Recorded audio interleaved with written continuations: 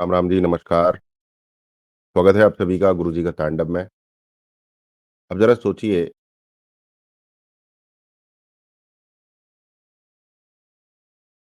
राहुल बाबा और केजरीवाल जी का नया रोमांटिक ड्रामा। अब ये ऑन स्क्रीन लाइव चल रहा है। राहुल बाबा अब अचानक जाग गए हैं और याद दिला रहे हैं कि केजरीवाल जी तो छोटे-मोटे बिजली के खंभों पर चढ़ने वाले नेता थे। अब शीश महल में बैठकर सत्ता का अनशन कर रहे हैं। जैसे ही राहुल बाबा ने शीश महल शब्द निकाला, आम आदमी पार्टी के कार्यकर्ता सिर पर तिरपाल डालकर कड़क आवाज में बोले, राहुल बाबा, आपकी कौन सी सेटिंग है जो आज तक खुला घूम रहे हो? जब कांग्रेस और आपका ये नया घमासान बिल्कुल वैसे ही है जैसे कॉलेज के वो ग्रुप प्रोजेक्ट्स जहां एक बंदा सारी मेहनत करता है और दूसरा बस सर हमने साथ में किया है कहकर मार्क्स लूट लेता है। राहुल बाबा पूछ रहे हैं कि केजरीवाल जी, ईमानदार आदमी को अपनी ईमानदारी का ढोल नहीं पीटना पड़ता। और इधर केजरीवाल जी भी स्टैंड अप कॉमेडी वाले अंदाज में बोल रहे हैं, अच्छा तो तुमने बीजेपी से कौन सी सेटिंग कर रखी है? अब सवाल उठता है कि कांग्रेस को अचानक केजरीवाल के शराब घोटाले की याद क्यों आ गई? लोकसभा चुनाव से पहले तो दोनों बड़े प्यार से मोदी हटाओ, देश बचाओ गाना गा रहे थे।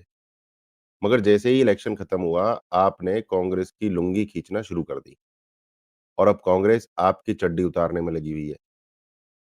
राहुल गांधी को अब याद आ रहा है कि जब केजरीवाल जी जेल में थे, तब सोनिया गांधी जी सुनीता केजरीवाल के साथ मंच शेयर कर रही थीं। अब सवाल ये उठता है कि भाई जब घोटाला पहले से पता था, तब साथ में गलबहियाँ क्यों कर रहे थे?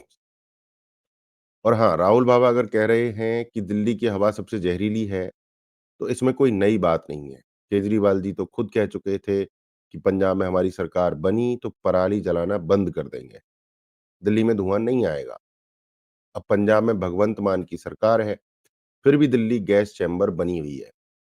क्या अब बीजेपी वाले पंजाब में घुसकर किसानों से कह रहे हैं, भाई साहब पराली जलाओ, दिल्ली में धुआँ भेजो?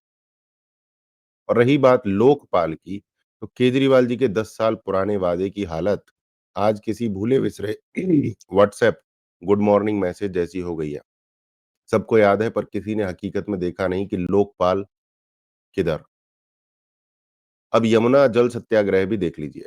रिपोर्ट्स कहती हैं कि पिछले 5 सालों में हजारों करोड़ रुपए यमुना सफाई पर खर्च हुए, लेकिन नदी अभी भी किसी विष कन्या से कम नहीं। जब पत्रकारों ने केजरीवाल जी से पूछा, भाई पैसा गया कहाँ? तो केजरीवाल जी बोले, क्या हमने खा लिया?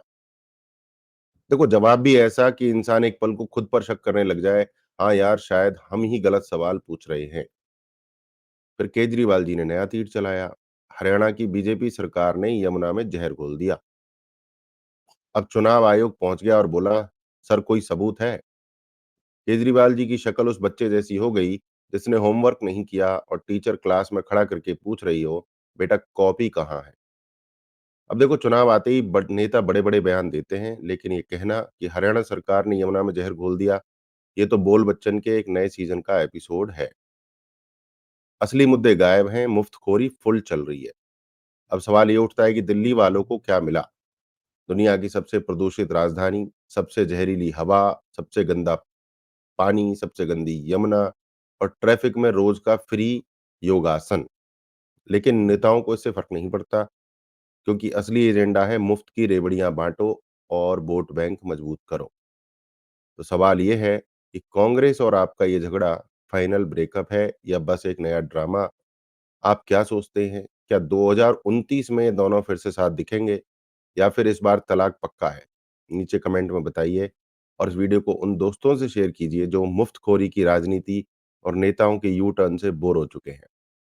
और हाँ, साइबर क्राइम और फ्रॉड से बचना है तो जागरूक रहिए, लालच से बचिए, फैंसी ऑफर से बचिए और हमारे चैनल को लाइक, शेयर, सब्सक्राइब ज़रूर कीजिए।